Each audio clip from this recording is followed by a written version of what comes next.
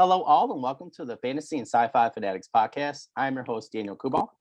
Today, having to be a very special guest, Jeff Pantanella. Jeff, how are you doing today? Hey, I'm great, Daniel. How are you? Good. Did I do it better that time, or did I butcher it again? No, it's close enough. There's a reason why I took Korean instead of Spanish. Like, I don't know what's up with the Indo-European dialect for me. Like, I think it's because my family's like Eastern European mostly.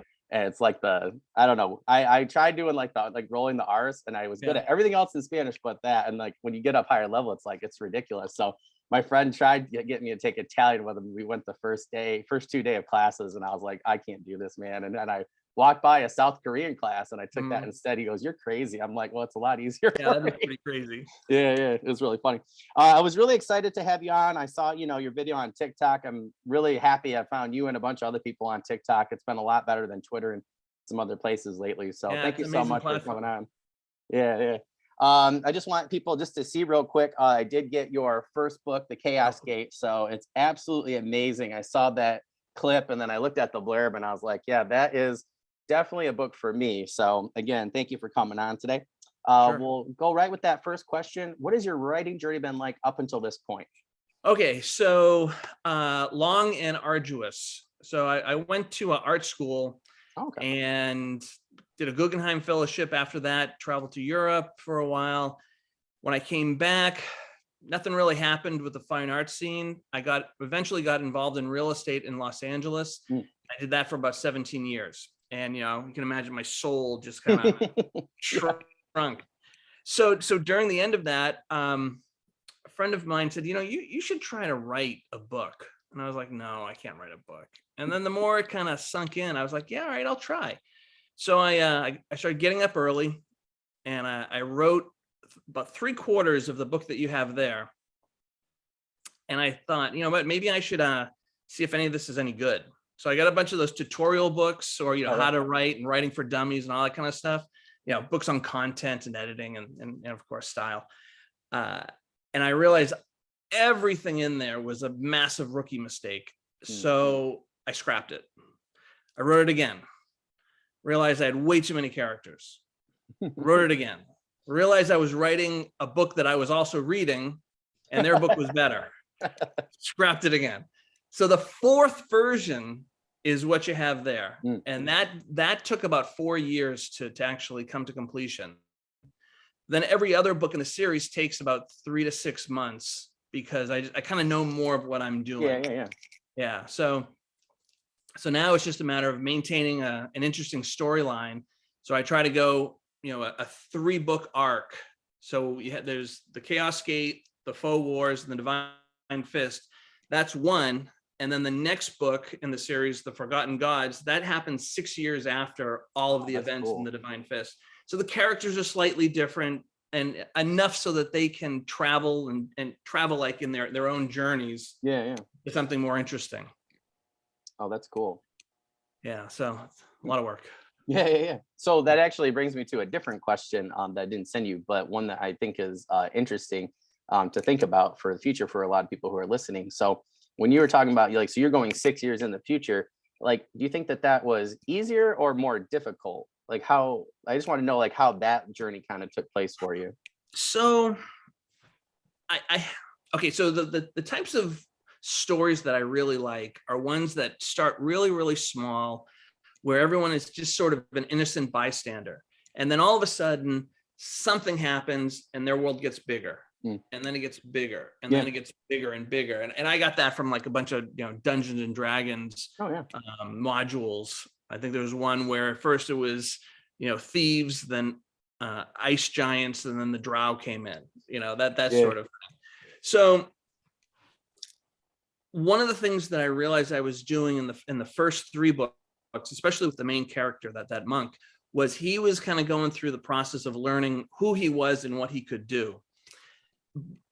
He had all these exceptional powers, but I didn't really think he was like a badass yet, the kind that I envisioned him to be. Yeah. So things happen at the end of the 3rd book, so that he kind of goes into hiding. And that 6-year period I thought was a good enough time period for him to be sort of gone from the scene, so to speak, and just be kind of dwelling with all the junk going on in his head. When we come back to him, he's a different character. He has a different agenda. And so now it's a, I'm not just repeating the same storyline. Now I have a whole new platform to go from. So easy is that, I guess, the short answer. Oh, that's cool. Yeah.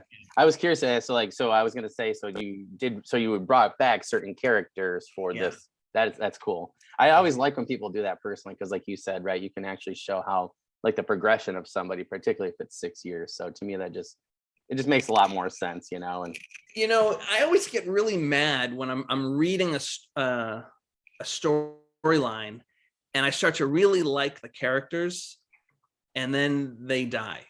Yeah. Or the book, the series ends, but it still kind of continues, but now it's a whole new set of characters. I'm like, I don't like you yet. I want these people to be back in this one. Yeah. That's sort of what I tried to do with this series. Yeah. See, I think that's one thing. I was just talking to Jeffrey Haskell and a couple of people about this, Pierre Lowe too, last weekend, where like, I actually think that's something that worked well with like The Force Awakens, for instance, like where you had the older characters. I like when people pass on the torch, even if it's just like a short training sequence or something, like the Mask of Zorro was a great one where Anthony Hopkins was, like that was amazing. I was like, oh, this is going to be, kind of lame. And then once it came out, I was like, that was one of my favorite stories. I thought that was it made me think of the, that passing on of the torch in a little different light. So yeah, that's super cool. I'm really excited about that, because I really have put off certain series because of what you just said, like where you get so in love with these characters and then, I'm like, oh, well, they have more books, but these characters aren't in them. And, people spoil that pretty quick. So that to me is really exciting, because then, you can go on and kind of piggyback, I guess, like you were saying. Yeah, well, every character changes, but they remain the same in that they have their foundation in the first books. So you can always kind of feed off of that as far as some of their agendas are concerned. But, moving forward, like, all right, so everything changes, not just emotionally and mentally, but also physically. You'll find out what I mean by that. Everything is affected by chaos in a certain way. And the realms go from sort of like the mortal realm where everything is going on to begin with, but then you travel into the abyss and then up into the seven heavens. So now you get devils and demons happening, and they have their own set of agendas, and so everything just find its way. And you can imagine what would happen if you're confronted by an angel or a devil. So things happen. Yeah. So I just want to say again, if anybody listening to this podcast needs any more than that description right there, this is probably not the podcast for you. So exactly. Go and read some fiction. No, I'm just kidding. I'm about to start the Lee Child's Jack Reacher books, but yeah, that sounds awesome. Everything I've read about your reviews and things like that just makes me more and more interested in this series. So I'm sure our audience will be the same. So that's really cool. That's awesome. I could talk to you about this all day. So number 2 there. So where did you come up with this idea for excuse me, for your Every Hero Saga? Okay, so first off, the idea was, if I'm going to write a book, what kind of a book do I want to read? And so I thought about, when I was a kid, what kind of, characters would I role play, and what kind of stories did I gravitate towards? And so it always came down to like, whether it's like Luke Skywalker learning how to use the Force, or on The Last Airbender, figuring out how to bring all the elements together, all that kind of stuff. I was always fascinated by that sort of thing. So that's the core of the characters. But then I thought, okay, it needs to have a deeper meaning.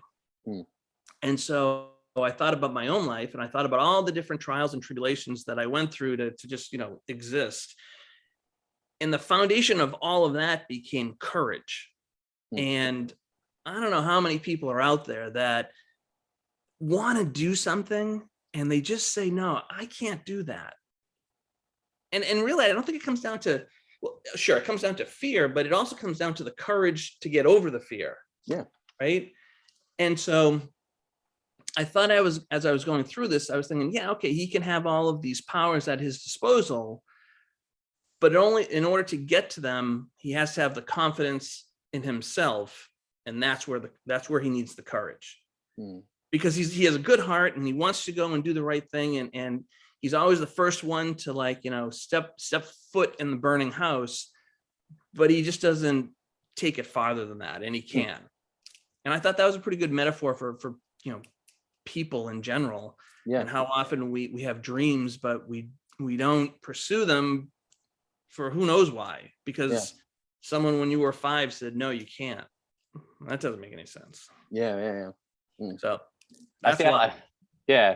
I really like that. I was just talking to Jeffrey Haskell about theme, and we were mentioning that in one of my classes. I teach history, but a lot of the kids bring me their, they know I write, so they bring me their books and stuff. We were talking about like The Outsiders, and so they're like, we were just talking about theme, and it's like a student advisor, it's like a lunch period, and here we are talking about theme and dissecting The Outsiders, and the adult came in and was like, you teaching English right now? I'm like, no, that's like 7th grade. I'm teaching an AIS lab, like a reading lab. But yeah, like they were like, well, what kind of theme do you like? And I said it in a way, but I like how Jeffrey Haskell said it yesterday. He's like, I like simple themes. I'm like, you know what? I do too. So when you're talking about, a theme of courage, and, one that everybody can relate to, that is something that everybody can relate to. Like, I want to do this thing, but I don't have the courage to do it, and seeing your character do it, or characters, I just think that's a really good theme personally. And it's not like, no offense, like, it's not like you're taking something, I think it's like the Hollywood effect, like they try to do movies where it's like, you can't relate to the theme at all. And, the characters, but you have something that it's a simple theme, but there's a lot of complexities that everybody can find something and gravitates towards, and I think that was a smart move, not only story wise, but just marketing wise personally. So, well, I'll tell you, I only had the ability to draw on what I've been through. Right. And so a lot of the stuff in there metaphorically is really tied into my own life and my own struggles. But to your point, I'm sure they're the same struggles that everyone goes through, just, substitute in your bit, your environment, your family upbringing, your job, your whatever it is. Yeah. So, yeah, that's super cool. That's one of my friends said that, he's like, that's just good writing right there. And I totally agree, because I like, that's why I'm like addicted right now. I'm like looked all over this week for a lead child's, like, The Killing Floor, because I just watched the Jack Reacher TV series. Well, I liked it because, like, I'm a teacher. Like, I've done martial arts for 15. I don't even know. I lost count. I'm black belt in a few different things. And good.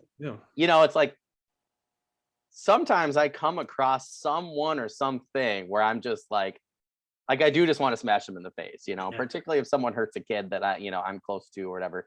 Like, I do want to do that, can I?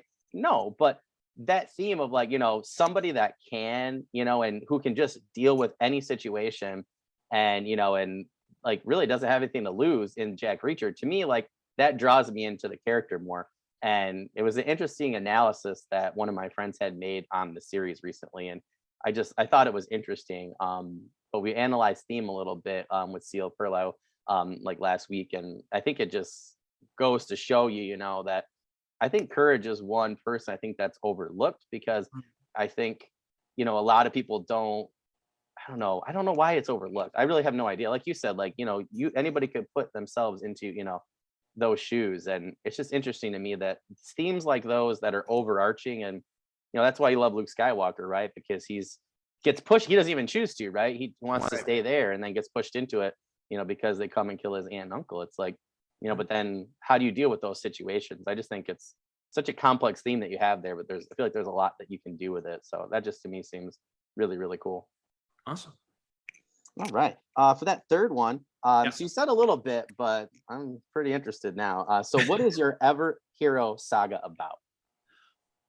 Okay, so really the journey, and we've been talking about this for a while now, but it is what it is. The journey is about, okay, so you have these monks that have these they learn this mystic way that was taught to them by this demigod who, he has his own backstory, right?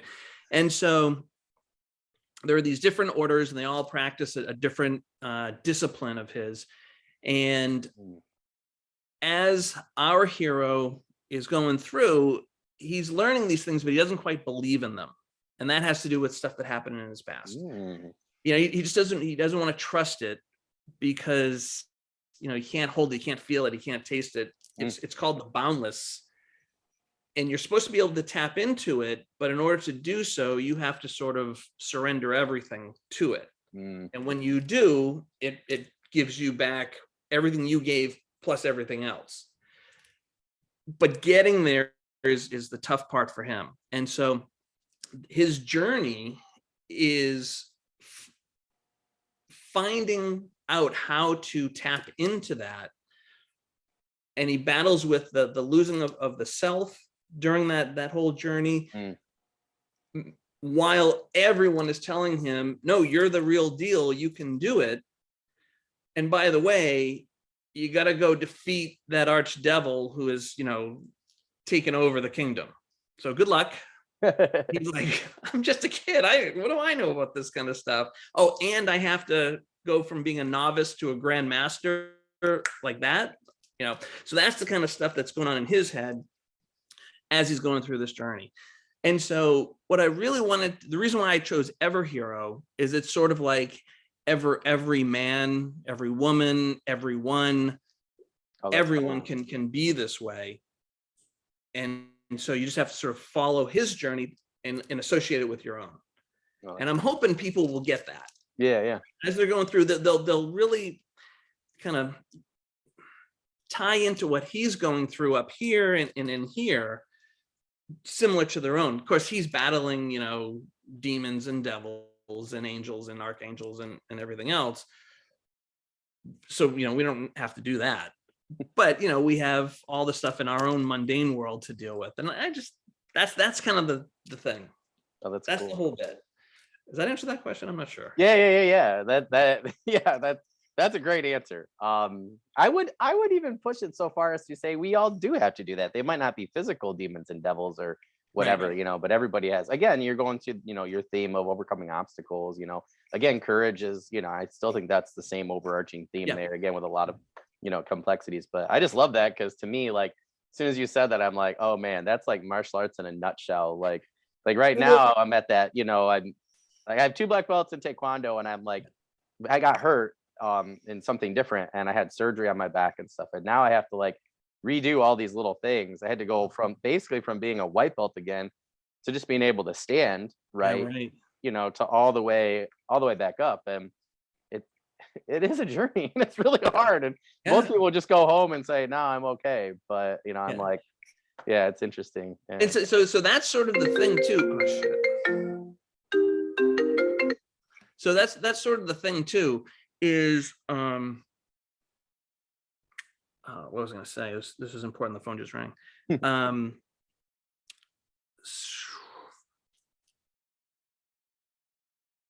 All right. Overcoming. I do this all the time with my students. Overcoming obstacles. Yeah. We're talking about going from the bottom to the top. Maybe going there quickly. Has to still be efficient. No, it'll come back to me. That's right. It was a really good point, though. That's all right. That's all right. Yeah, but I like that. I think that, any martial artist, I really think any athlete or even somebody in physical therapy, can relate to, you're here and you were here, or where the goal is, and you have to get there, but it's like it can be a long, arduous journey. And like when I was in physical therapy for the first time, it didn't even do anything that bad. And I just had a little thing in my back, and then they're like, no, they're like, you totally are messed up from top to bottom. I couldn't even sleep right after they tried to fix me. And it's like, to look back now, I just had my year anniversary for when I first went to physical therapy for the first time, and to think back, like now, like where I was, it is interesting in retrospect. So I do think that's interesting, is thinking, because I was thinking when you were saying that, I was thinking of that experience being at the start, and thinking I got to get back to here. I'm not quite there yet, but I think a lot of people, again, can really relate to that. And, teaching, I think, is another profession where it's like you get thrown in there and you think you're good, and you're just trying to make it to the end of the year after that first year. Right. I just think there's so many circumstances where people, can really relate to your character, in terms of that situation. So yeah, I hope so. You're cool. So. Yeah, that's awesome. So this is my other really one that I really was excited to ask you. How did you go about your world building and your magic system? Oh, I remember what I wanted to say before. Oh, perfect. Well, and it relates to this too. Oh, okay, cool. so when I was creating all of this, I didn't want to have it be stupid. Like, I didn't want to just make up powers that anyone could have, or like I like the magic in like the Lord of the Rings better, because Gandalf is this guy who has lived forever, it seems, and he can, like, shine a light and turn ring wraiths around, but he doesn't solve everyone's problems. Yeah. Right. I mean, because everyone has to do their part and achieve their goals. And so with the characters, I wanted to make them real as well. And so that's why they have like these real world emotions that they go through as they're going along their journey. Same thing with the world building. I was trying to figure out, how can I make this something where if someone is reading it, they believe it. And so like there's weather, there's changing of the seasons, there's people saying kind of like, I guess, real stuff, and doing things that are physically what they can do, until they figure out how to unleash their thing, their magic, or their mystic powers. And it's the same thing with the villains. The villains just can't snap their fingers and say, we control everything, right? They have their own set of nemesis that they have to overcome in order to achieve their goals. And so I wanted to set everything up so that everything had there was a balance to it, right? Everyone's agenda was going this way, but everyone had this kind of a something in their way. And so some people have said, you know what? I get your main character, that's fine, but I really like your villains. And I don't know if they like them because they're evil and they like, the evil side of things, or they just thought that their journey was a more interesting journey. So I don't know, that the world building is trying to be based in like some form of realism, as far as that can be in this sort of genre. Well, that's cool. I think that's a great compliment for you, though, in terms of villains, because, I mean, what is Batman but his rogues gallery? He's a great character, like, don't get me wrong, but I really think that it's the not even just the conflicts, but it's the conflicting personalities, where they are trying to overcome him, and he is an overwhelming force, and sometimes they get ahead on him and vice versa. I think that's what really makes it, like, that's why I like the newest one with Robert Pattinson. I thought that they just did a great job of making the Riddler and he wasn't like overpowering physically, but the mental aspect, it really made Batman think, and it brought out different parts of the character that we haven't really seen since really like the early 2000s or 90s, comic books, or the Batman adventure cartoon. I think that's great. And I always think to myself, like, how am I going to make this villain believable? But also don't personally, like, I always think I end up doing it like Doc Ock in Spider-Man 2, and they end up just becoming a good guy. I do really like the redemption arcs personally, but I'm like, not every villain can have a redemption arc. So I give you credit for people being able to connect with the villains. I think that's a hard sell personally. Oh, no, thanks. My villains don't ever go good. No, they and if they are, they don't mean it. Yeah, that's fair. Yeah. What my friend said recently, I was like, because I was talking about this other like historical urban fantasy I'm writing versus my own fantasy stuff, and he's like, well, it makes sense for that trilogy because there's a philosophical debate between the good and evil kind of gods or spiritual essences of my universe, and like, I guess when I'm doing redemption arcs for them, it makes sense for this particular trilogy because like I'm trying to show that like there is redemption if you do certain things, I guess.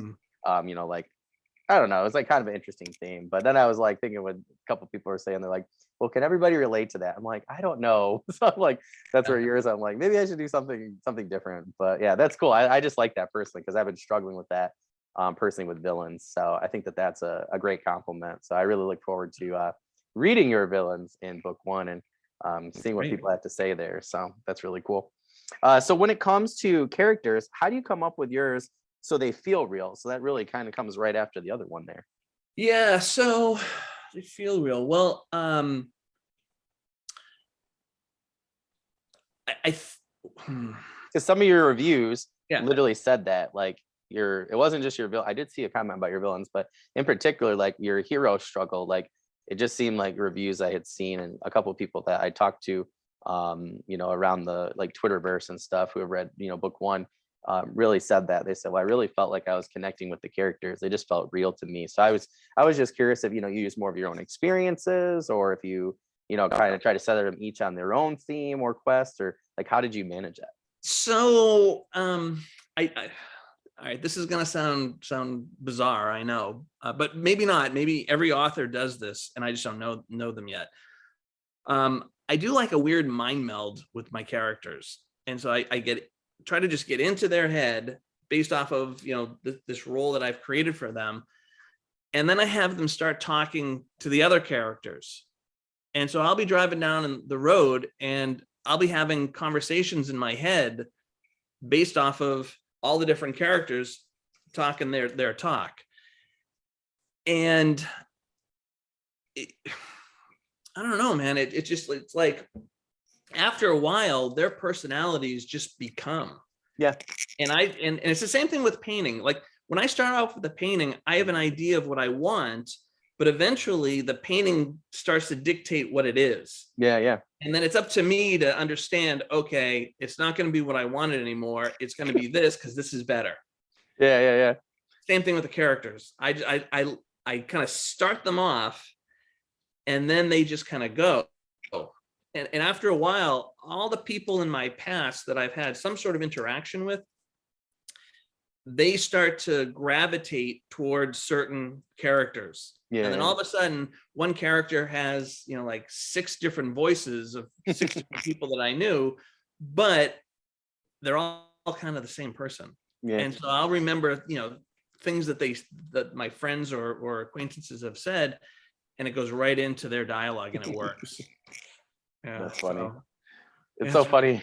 So funny how you said that, like, just let him go. Like, people on the podcast know, like, I'm so mad at one of my characters because I thought, like, we were done with draft 1. I thought we were good, and then he decided that he did not want to be anything where I set him to be or plan for 4, different outlines for the progression of drafts. And he went from being a rich constable character with, all the perks, and now he's a thief taker. So I had to redo the entire world building to put in that, that class. And then it ended up adding all these different things. Well, a lot of those people weren't very rich in terms of historical contexts. So I did that. Well, then that, drove his motivations differently from start to finish. So he literally ruined draft 2 for me. So now I've kind of taken a break to figure out how it. I get it. I totally get that. I'll wake up, dude. Late, and it's like, all right, you're right. It's you'd be better that way. So then the next week, I'm like going through every chapter, being like, all right, fine, and it's better. Yep. Well, that's what I said to my best friend. I said, okay. Here's the problem. I said, we have the first one. This is what I thought he was gonna do. I said, now there's this, and he goes, and I'm so glad that I have friends that are like this that just tell me the truth. Like if I send him a piece of writing he doesn't like, he's gonna tell me why and what I have to fix on it. Like it always is, I don't like BS. Like I don't have enough time for that, So I said, this is it. He goes, oh, the second one sounds way better. He's like, you should just let him figure out the rest of it. I'm like, okay, well, I'm like, that's not the answer that I wanted, because now there's a lot more work involved. Yeah, right. But it's pesky, right? When they actually start to become characters. Somebody just said this for February, she wrote, one of the female authors I interviewed. I can't remember which one, but she said, like, once you get to that point where the character speaks to you and tells you what they're doing, that's how you know you have a really good character and the story is gonna be better. So I agree. Yeah, it's funny. I was like, I would love to punch this constable in the face and be like, no, you're gonna stay a constable. But I was like, I'll just rewrite it. I was like, I'd like to sell a couple of books, so that's fine. But right. Okay, so you have me really interested with this 6th question. When it comes to conflict in your books, how do you decide what sorts of obstacles the main characters and villains will have to face?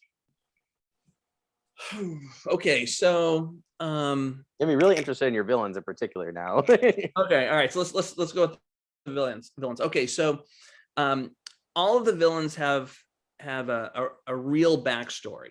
Okay, so I can reveal one of them because it makes sense. So there's this Duke. His name is Duke Shiverig, and his family, going back through all the way to when the kingdom was founded, were the ruling class. They came over the sea. They tamed the land.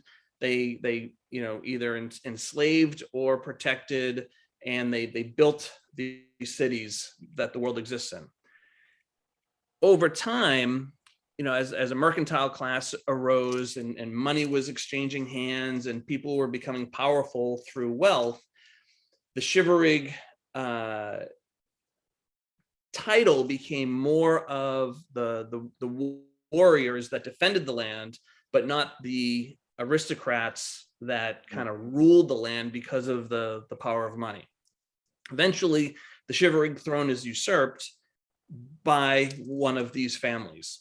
And so this Duke, as he's growing up, he sees his dad murdered because he was supposed to be the next king, but that wasn't going to happen because the king in power, who was not from the Shiverig family, was like, no, that's not going to happen. Get rid of him.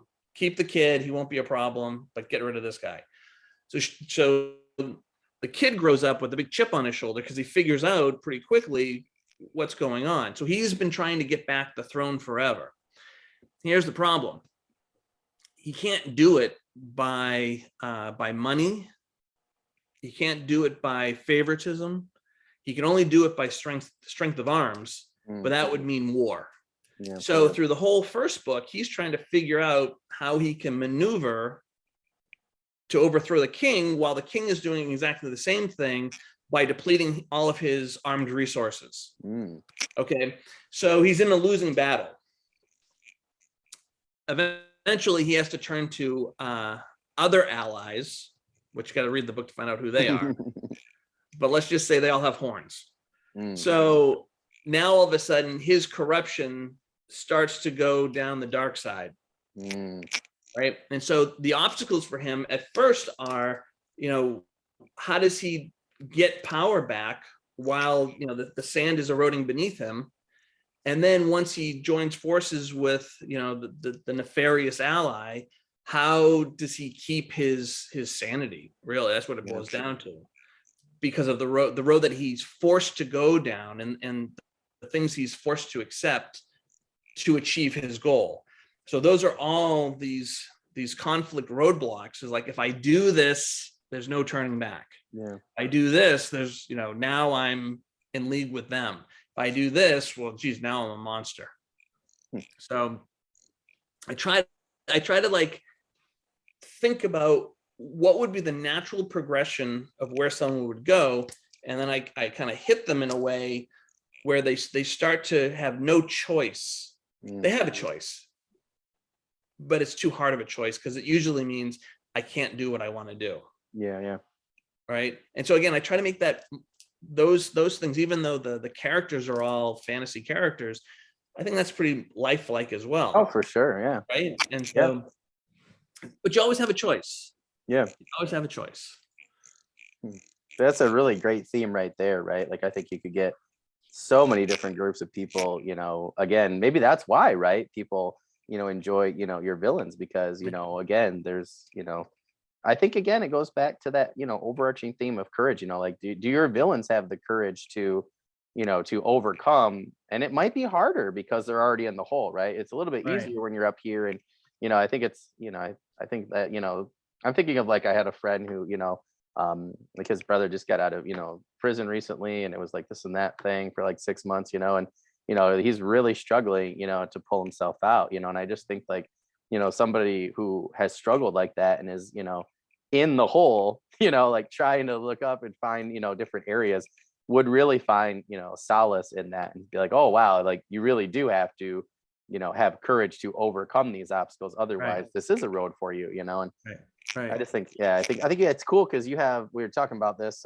in a writing group that I'm a part of on Discord, and it's interesting because it just came up a couple weeks ago. But I like themes where they have both opposing views, and I think you have both, right? Like you have the heroes with theirs, but the the villains with their other one. I think you get to see both sides of the coin, so to speak. And yeah, so that's the thing with the characters, is the obstacles are always choices that come down to very hard decisions for them. So, in order to achieve what they want to achieve, they typically have to give up more.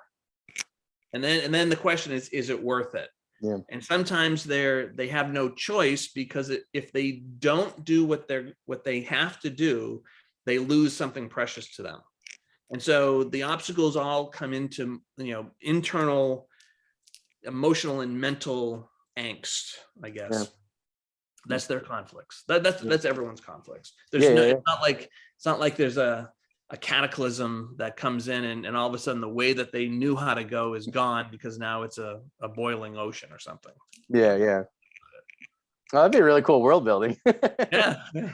I'm trying to have people on at a certain point in the summer. I want to do 3 sessions of it where I invite like 3 to 4 different authors and throw things at them from the audience and have them have to world build together one world. And that's like cool. that'd be like a cool thing. I'm trying to do like panels and stuff, so that'd actually be a really cool one to throw a curveball in in there.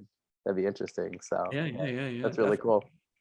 So for that 7th one, so who are some writers, authors who have inspired you to write? So let's see, the biggest one would be Frank Herbert. I know it's not epic fantasy in the way that I'm writing, but geez, when I was reading through all the Dune series and all of the ideas that he put in there, where the Bene Gesserit were thinking not just today, not just this lifetime, but 10,000 years into the future, and they had this program that was going to get them there. I thought, God, that's amazing. Yeah. What would happen if everyone thought like that? So he was a big influence. Definitely Michael Moorcock. Oh, with the Elric series. I definitely kind of gravitate towards the hero who wants to be good, but has a lot of tendencies not to be good. And so there's when you get to book 4 in the series, that changeover starts to happen with the main character, who is always really good, but he's been just kind of like batted around so much in the last all this time for the first 3 books. He's like, enough. I'm done with this ever hero stuff. I'm gonna just I'm gonna be me, and I don't care about the world anymore. You guys figure out. Someone else can save it. It's not my deal anymore. Let's see. R.A. Salvatore with Grits. Right? Great character in terms of what you're talking about, right? Like lawful good and then kind of chaotic good, like So I like those transitions. I like those kind of characters. I like going from nothing and becoming sort of godlike. And it's not so much that when you become godlike, you have absolute power over everything. It has more to do with all the consequences that come from it. And I really like that. I really like to, well, what if you had this, then what happens? Okay, so you do this, but once you do this, all of this over here gets corrupted. Okay, well, you can't do this then. And you do this, but then when you do this, all this gets messed up. I just think that kind of stuff is real interesting to think about. No, totally. I don't know if you've read the Iron Druid Chronicles with Kevin Hearn, but the main character Atticus is exactly like that. Like I liken him to a modern day Conan the Barbarian, just with more intelligence and more common sense. But his sense of morality, and he's a 2,000-year-old druid that is in modern day, and he's hiding from gods and goddesses, and then crap hits the fan. Like literally from book 1 all the way to the end, and by the end you're like, that does. I'm like, is he a good guy still or no? Like, but he is. But you're like, he has a lot to deal with, and he made a lot of tough decisions, and he tried to do the right thing. But you're kind of like looking at the mess that he left, and I would highly recommend it though to you in the audience. Like, great character, and it sounds like Michael Moorcock. I think with Kevin, like I saw a lot of those similarities there. So I agree with you though. Those are the types of characters to me, because I'm like, again, going to realism, I think those are more realistic characters, and Mhm. I mean, I always play the lawful good paladin and this and that, but Of course that, you do. and but then I'm like, I really like Jack, I really like Jack Reacher, Yeah. I'm like, I get kind of, I don't know, my friend, he's like, maybe you're jaded with the modern day, like you just like those, I love those westerns, like those classic Clint Eastwoods and, the Louis L'Amours and stuff like that. I love Uhtred, of Yeah. Oh Bevenberg, yeah. like he's a Yeah. great one. But same thing, I see him and Jack Reacher as the same type of character, where again they really toe that line. Maybe they go over it sometimes and come back, but they try to do the right thing. But at the end of the day, like I don't know, I find it interesting. I like to dissect their characters. So I totally agree with you. Those are the kind of characters to me that I know. I just think they're more interesting because Yeah. again, Especially when the circumstances around them, yep, push them. They totally, want to be that lawful good, but you know what? Chaotic neutral happens all the time. yep. Right. And it's easier, and I think it's easier in a modern world for I'm just so over like the Punisher personally, like no offense to anyone. Yeah. I like we get it, like I just do think I like Jack Reacher because he did some not good things, but like for like they're like one part they're like, well, why did you do this? And he's like, well, because this happened. And I'm like, Yeah. it totally makes sense that he did that because this happened. And I'm like, Right. I get that, and I can relate to that character. And it just I think it's, I just think it's interesting when you find that type of, I was talking to a friend of mine, when you find that type of character that you enjoy, like I think that's been my problem recently is I haven't been able to find those characters. So to me, when you're saying that, that's a lot more exciting, and RA is always one of my favorites. He inspired me to write. So him and Elaine Cunningham. So yeah, that's super cool. So for that last question there, what news, updates, promos, or projects would you like to share with us? So the biggest thing is I'm trying to get audiobooks made for the series. Yeah. And so I have a project that's been approved and it's been up for about 10 days now. I don't know what the best way is to get that information across. Maybe it can just be something in one of the promo things. Geez, Kickstarter, man, that's a grind. Oh yeah. It is not money, just free money being thrown out to anyone. Oh, not at all. No. Well, unless you're Brandon, and then that's something else entirely different. Yeah. But for that, I'll talk more about the process of that for people. I think that would be more helpful if they want to do anything for mine. That'd be great. There's a lot of literature out there that you should read before you start the Kickstarter program. I would also advise having a pretty healthy mailing list. I had a number of thousands of people on mine, and I think mailing list is only as good as the people that want to react, to interact with you, and so you really need tens of thousands to really make a difference with that. So that's one thing I would take into consideration. And I would also, this was a mistake that I made. I put the amount of the budget at everything that I could think of. What I should have done is a smaller amount and get that funded, and then work towards new envelopes to be opened, right? Because I made my initial what I thought I would need. I'm sorry, the initial amount that I thought would be a small amount if I was going to go that route, I made that within the first week. Oh, that's cool. Right, but overall, I'm thinking, probably not the best strategy. Yeah. Because I got caught up in the whole Brandon Sanderson thing and a couple of other best-selling authors that had like 20 titles, and I was like, well, maybe I'm not that, but maybe I could try. I don't know.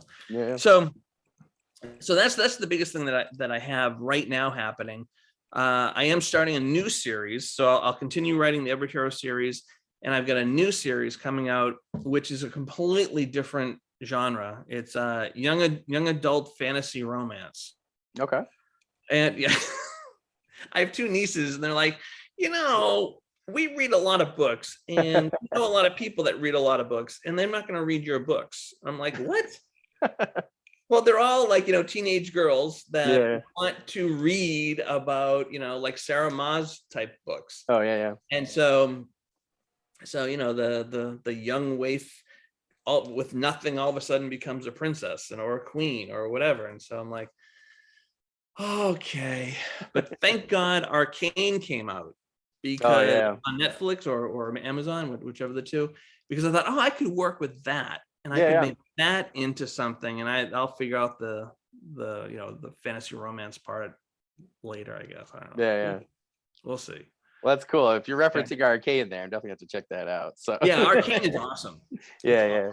Well, I just like that. That's what you're pulling from. I'm like, sold. Like, even if it's remotely like that, like, I think that's a great source material, or like something to even give you ideas from. I think that that's really I've watched it like 3 times. Yeah. So definitely watch. I was gonna say, like, I just think it's great that you're branching out personally. Like, I was just talking to a couple of people about that. Like, even if you, I know more and more authors, who even if they're not necessarily like trying to sell books in those genres, it's just they found it a really good exercise, kind of like a palate cleanser, if you will. Of, kind of going back and forth. So I think that personally, I think it's a good strategy just in terms of craft for you, and in anybody, same thing. Like once you really get in your niche and then kind of branch out. I've never met one person that's like, oh, I'm so sorry that I branched out.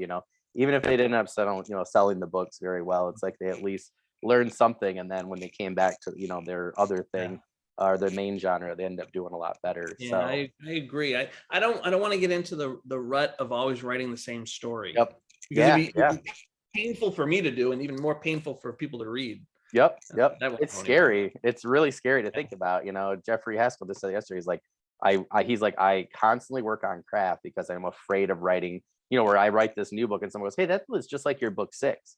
Right. And I think that's just I personally have talked to a lot of people, who have said, like authors who have said, like, that's my fear. And I personally have that fear all the time. Like I try to make my ideas and characters, really different and themes different, because I don't want to, to write the same book.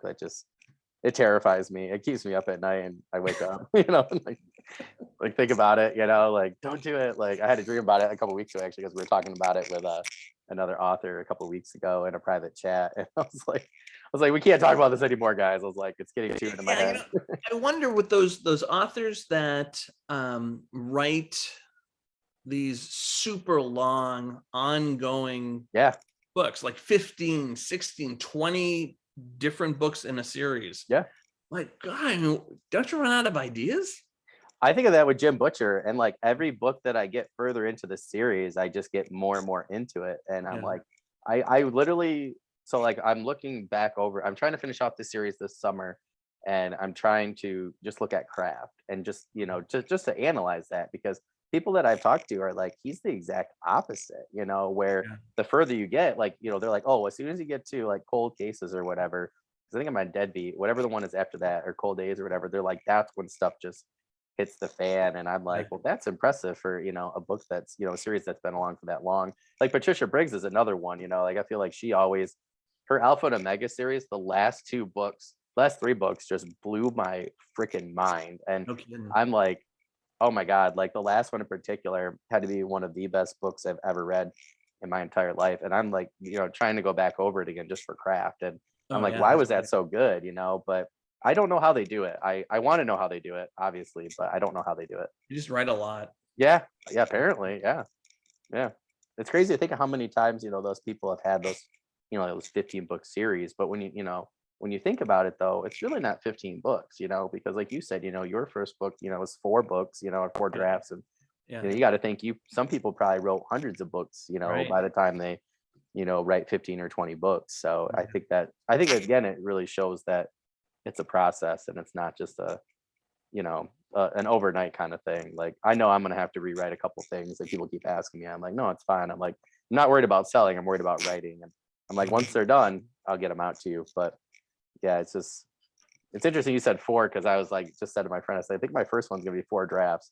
I said, that's my goal. So you actually gave me hope that I could actually maybe do it in 4 or 5 drafts. So that's really awesome. Yeah, that's cool. Well, Jeff, I really want to thank you for coming on. It's been a pleasure to talk to you. My pleasure. I was so excited when I saw you on TikTok, and I was like, yeah, please. Like I just went and put them all on my my Goodreads and the TBR and stuff like that. So I had to get book one the other day. I was having a bad day, so I was like, I know whose book I'm getting right now. So I was actually surprised it came like 2 days, but yeah, I was like, oh, that's cool. I was not expecting it this week. Yeah, I'm glad they were in stock. Oh yeah. Well, I looked a little while back and I was like, I was just waiting, and then it was in my queue, and I thought I'd already bought it, but I was glad I saw it because I was like, oh man, I got to get that before before it leaves or something like that. So I know a couple of people are having that issue with their paperbacks because of the pandemic and stuff. They just didn't have enough, and a couple of my friends, I'm on their waiting list. They're like, as soon as I get a book, I'll give it to you. I'm like, well, it's my fault because I waited. So I was like, I'm trying to do with a Kindle. I'm just not as good at it. I so much more enjoy having the book in my hand, stuff like that. But yeah, thanks again for coming on. I really look forward, to seeing other things that you have coming out. I all the best of luck, with the audiobooks and stuff like that. I personally hope that just blows up for you. I've had friends where that's been the case, and then people go and buy more of the Kindle and paperback copies. So if there's anything that I can do to help you out with that, or we can promote, or free promotes or something like that, and help you with promotions, or anything like that, you just let me know and we'll help you out with those. And all right, well, I definitely want to come back when the new series is available. Please. That's one thing I forgot that my friend would kill me for. We really, again, you and other authors, anytime you guys have something that an audio book, art cover reveal, Kickstarter, I don't care, like, make sure you put us first on your list to come back, and we will fit you in. We'll do anything you can to I'll interview, and my friend will get the audio done and the visual quality and stuff done as soon as possible. We'll get it out as soon as possible for you, involving those. Sign me up. So I will send you an email, a follow-up email, and we can figure out a calendar date whenever it gets closer to you. Whatever you need, you let me know, and we'll get you on here and we'll get it out to everybody. All right, it's a deal. Awesome. Well, you have a great rest of the day, my friend, and I look forward to seeing more of your awesome TikToks and your paintings. All right, rock on, man. Thanks. Have a good one. Bye. All right, bye-bye.